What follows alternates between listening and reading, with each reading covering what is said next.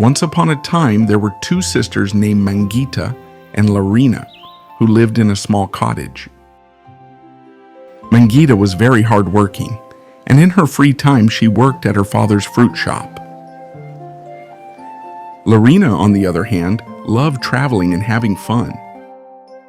When she got bored, she would look at herself by the river and brush her long hair. "Today I'm even more beautiful than my sister."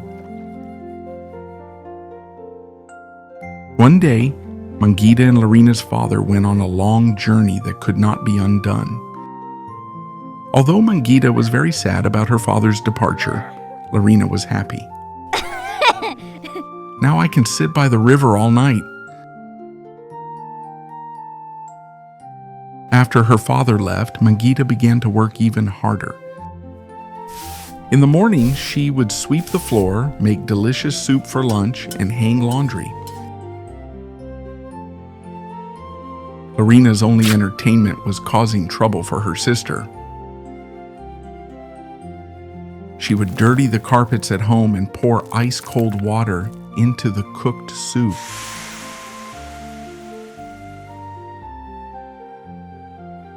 "Why is the soup still cold? And why are these carpets dirty? I just cleaned them." "The animals you fed must have dirtied them, huh?"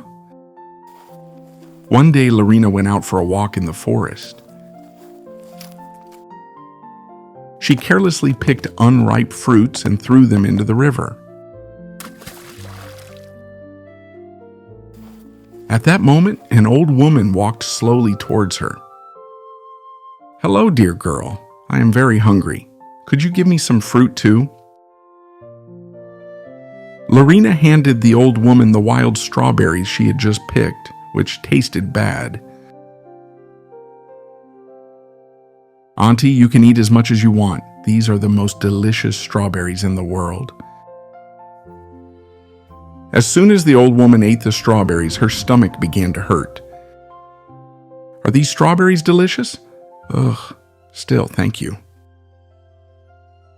As Larina was returning home, the old woman fell asleep right there.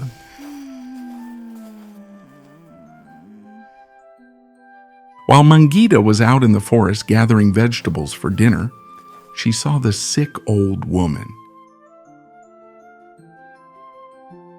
She immediately brought her home and put her to bed.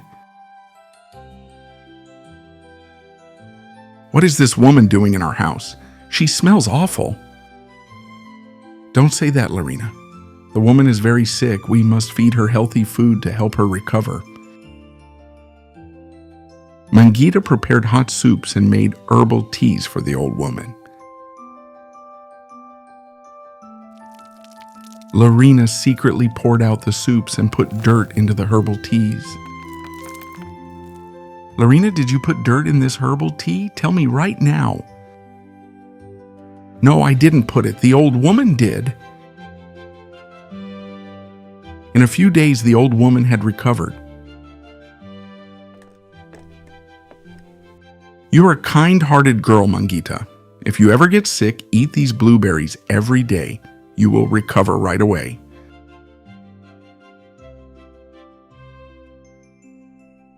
After a long time of doing all the chores by herself, Mangita became very tired and finally fell sick and went to bed. "Larina, could you bring me the blueberries the old woman gave me?" But Larina ate all the blueberries herself. "There's nothing here.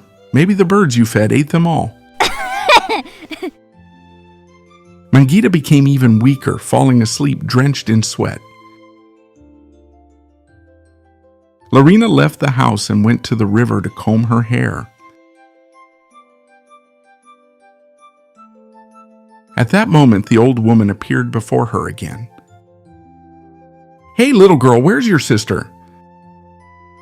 "She went to pick fruit in sacks and went to work. What's it to you?" The old woman realized that Larina had lied. She immediately went to their house to see Mangita. The old woman felt very sad when she saw the young girl who helped her drenched in sweat and looking sick, and cried for a long time. Larina, who was watching them from the window, laughed out loud. Just at that moment, the old woman turned into a beautiful fairy. Larina was very surprised when she saw the fairy. "You're a fairy. I open my house to you. You owe me. Let me have the most beautiful hair in the world. Quickly, use magic and grant my wish."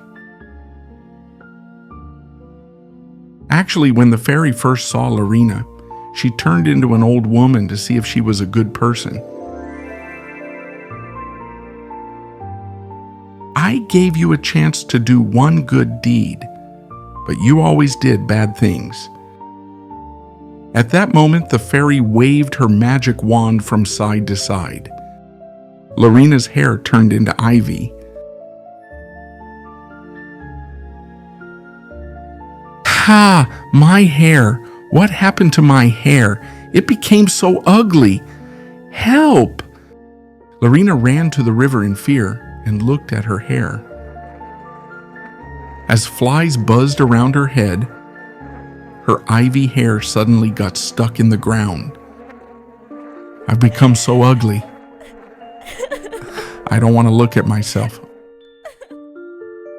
At that moment, the fairy fed a blueberry to Mangita, and she finally recovered and opened her eyes. "Thank you, fairy. I feel much better now." The fairy waved her wand twice, turning their small cottage into a dazzling palace. Mangita was very surprised and impressed when she saw the palace. "Kindness is always rewarded, young girl. This palace is your reward." "Thank you, fairy. But what about my sister? What happened to her?" "Your sister will forever look at her ugly reflection by the river." "I love my sister so much. What is the point of living alone in this huge palace without her? Give us back a happy life in our cottage, fairy. That is my only wish." The fairy was very happy to hear Mangita's words. First, she turned the magnificent palace back into the cottage. Then, she went to Larina, and with her magic wand, she turned her ivy hair back to its old beautiful form. Larina hugged Mangita out of happiness. "You saved me. I am so sorry. I will be a good person now. I promise." At that moment, Larina understood that the happiness of helping others is worth everything. Because happiness becomes more beautiful when shared.